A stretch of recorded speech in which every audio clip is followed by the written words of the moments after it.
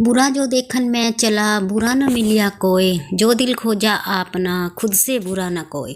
एक राजा के राज्य में एक ऐसा व्यक्ति था जिसका जो सुबह मुख देख लेता था उसे दिन भर खाना नहीं मिलता था।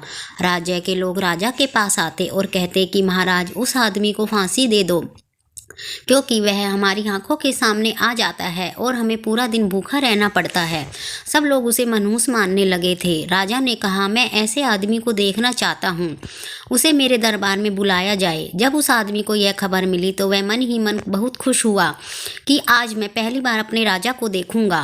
राजा ने कहा, मैं कुछ भी फैसला लेने से पहले देखना चाहता हूँ कि इस बात में कितनी सच्चाई है।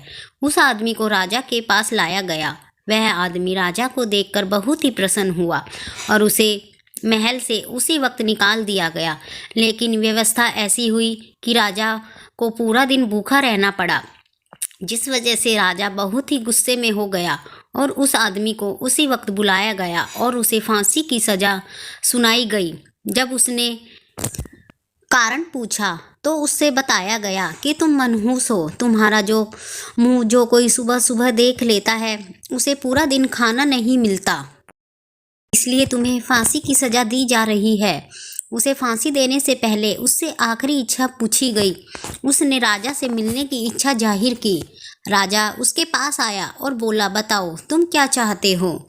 उस आदमी ने कहा, महाराज, मैं सिर्फ यह पूछना चाहता हूँ कि मुझे फांसी की सज़ा क्यों दी जा रही है। राजा ने कहा, क्योंकि तुम मनहूस हो, तुम्हारा चेहरा सुबह सुबह जो देख लेता है उसे दिन भर खाना भी नसीब नहीं होता। यह सुनकर उस आदमी ने कहा, महाराज, मनहूस तो आप भी हो मेरे लिए। राजा ने कहा, मैं तुम्हारे लिए कैसे मनहूस हूँ। आदमी ने कहा, महाराज, मैंने भी सुबह सुबह आपका चेहरा देखा था और मुझे तो मौत नसीब हुई। यह सुनकर राजा की नज़रें शर्म से झुक गई और उसे एक संत की वाणी याद आ गई, बुरा जो देखन मैं चला, बुरा ना मिलिया कोय, जो दिल खोजा आपना, मुझसे बुरा न कोय।